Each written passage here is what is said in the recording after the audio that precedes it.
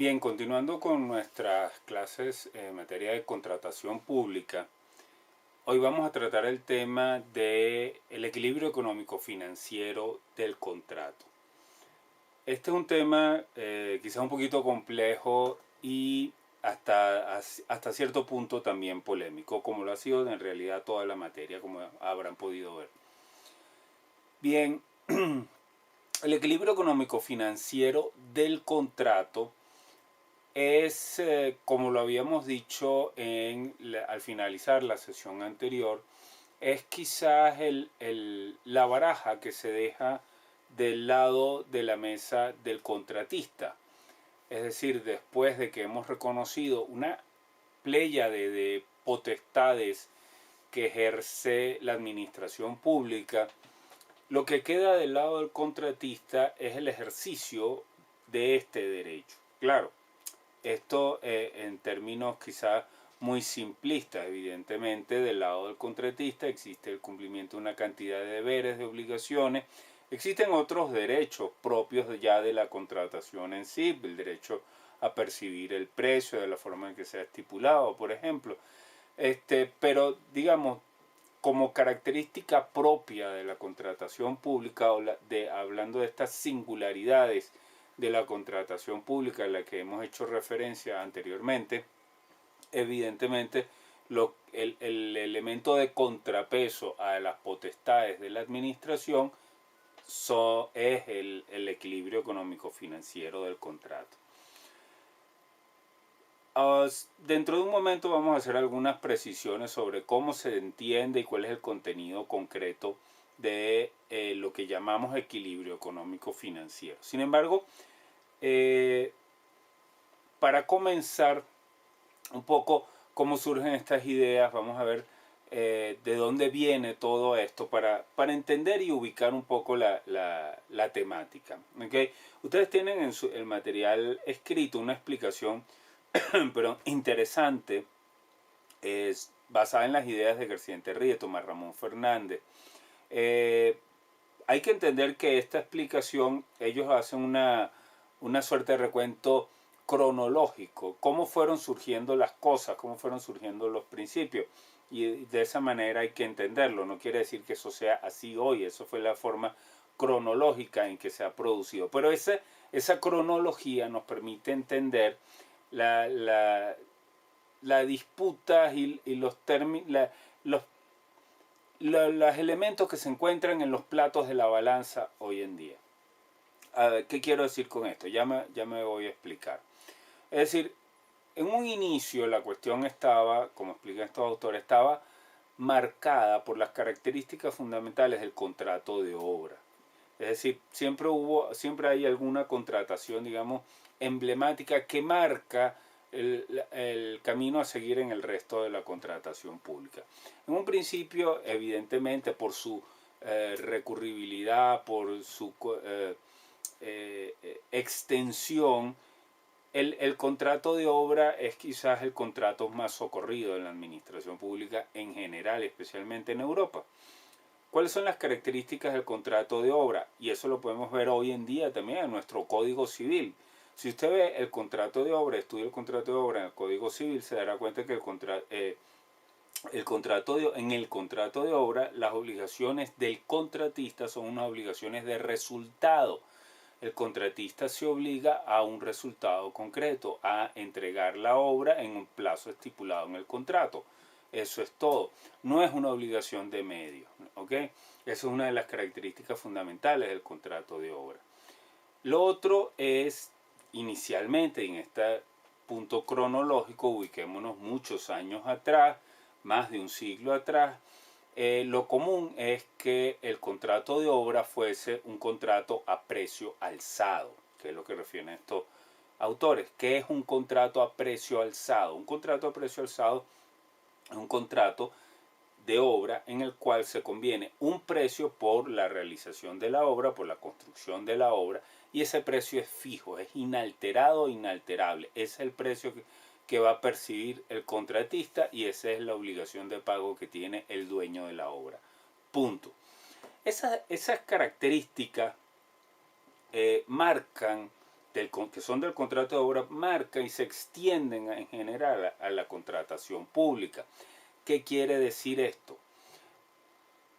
El contrato de obra, entendido de esta manera, es esencialmente lo que en terminología de la doctrina y la legislación española, un contrato a riesgo y ventura del contratista. ¿Qué quiere decir esto?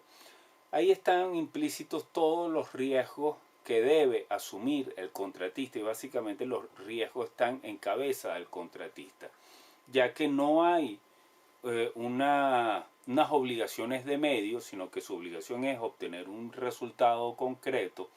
Todo lo que ocurra, todo lo que se suceda hasta llegar a ese resultado final es a riesgo del contratista. Es decir, por ejemplo, si el contratista comienza a edificar la obra y a mitad de camino esa edificación que va avanzando se derrumba, se desploma por un defecto de construcción, por una mala construcción, ¿cuál es la obligación del contratista? La misma. Él tiene que entregar la obra que haya sido pactada. Luego, lo que se derrumbó tiene que volverlo a edificar, tiene que volverlo a construir. ¿Cuál es la consecuencia fundamental de todo esto? Pues evidentemente hay unos sobrecostos. Has construido 2 veces una parte de la obra que tenías que edificar y nuevamente tendrás que incurrir en compra de materiales, en construcción, mano de obra, etcétera, y esos sobrecostos pues son a riesgo del contratista. Eso, el precio, como es un precio alzado, pues el dueño de la obra solo va a pagar ese precio y ya está. No va a pagar nada adicional por la obra que se derribó, porque eso es un riesgo del contratista. Se supone dentro de esto que él es el constructor, él es el que tiene la experiencia, el que tiene la sapiencia, entonces los medios son su riesgo, porque ese es su conocimiento, esa es su experticia. Él tiene lo que se llama el riesgo del constructor, porque él es el constructor y él se dedica a eso, se supone. Entonces, él debe asumir esos riesgos. Esto es un ejemplo nada más. También podríamos poner ejemplos de sobrecostos derivados de aumentos de algunos costos puntuales de alguna materia prima o de algunos insumos o de algunas herramientas o maquinarias que deba emplear para la construcción. Se supone igualmente que el constructor es quien maneja la experiencia, maneja el conocimiento que se aplica en estos casos. Él sabe entonces y debe conocer cuáles son los precios que se manejan o que deben manejarse para la construcción de la obra. Entonces, en base a esos costos, él fija el precio y conviene un precio con el dueño de la obra. Si luego él se voltea con sus proveedores y busca esos insumos, busca esos materiales, busca esa maquinaria, y no la consigue a los precios que él previó que podía conseguirlo, eso es también un riesgo de él. Por eso se habla de que inicialmente bajo este esquema un contrato de resultado, un contrato a precio alzado, es un contrato caracterizado por el riesgo y ventura del contratista, es decir, él corre con el riesgo, es decir, el riesgo se materializaría en caso de sobrecostos, o la ventura sería la mayor utilidad, la mayor beneficio que obtiene de la construcción, que sería en la medida en que logre obtener por lo menos los costos que ha planificado, sino menos costos, de forma que el precio le permita, el precio que es fijo, no se va a mover, le permita obtener de ese precio una mayor utilidad. Es decir, el precio es una línea fija y yo de ahí para abajo como constructor manejo mis costos. Los costos son totalmente mi riesgo. Esa es la idea de un contrato del principio de riesgo y ventura. ¿Ok?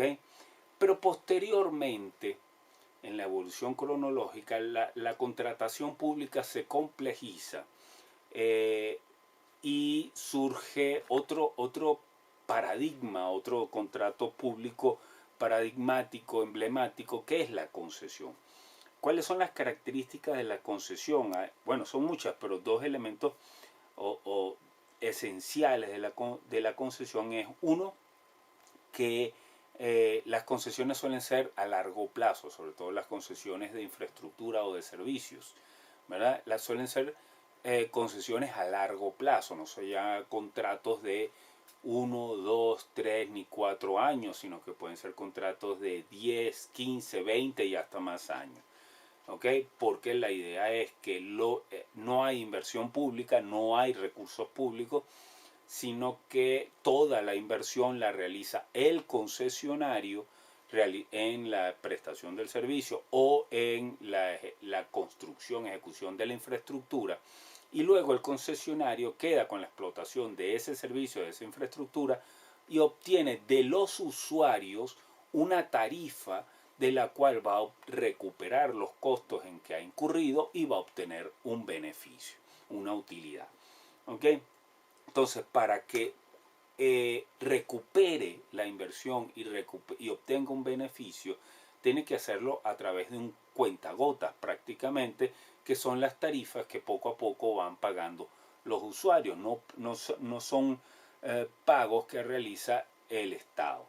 Entonces, ese esquema en el cual tenemos contratos a más largo plazo y adicionalmente contratos en los que el concedente, es decir, el Estado, no paga el precio, pero sí controla la tarifa que deben pagar los usuarios.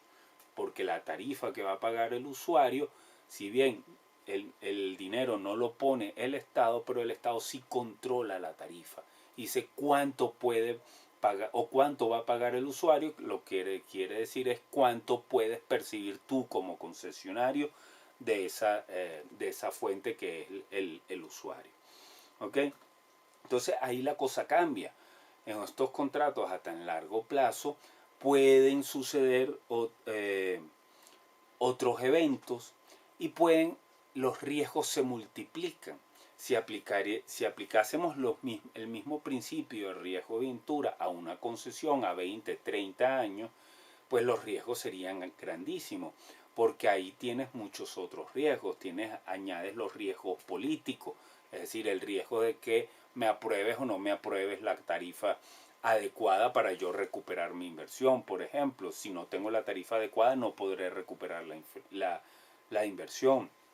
De que hayan los usuarios suficientes, de que los insumos y todos los costos en que debo incurrir como concesionario se mantengan más o menos estables dentro de lo previsible durante muchos años.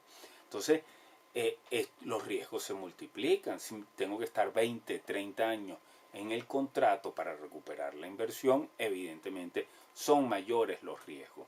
Entonces, al incrementarse los riesgos, la perspectiva cambia. Y es básicamente lo que enseñó la experiencia. Ahí es donde pueden suceder algunos eventos que impliquen que exista en el contrato una mayor onerosidad sobrevenida. Es decir, sobreviene un evento inesperado, imprevisible, cuyo efecto es hacer mucho más onerosas las prestaciones del concesionario.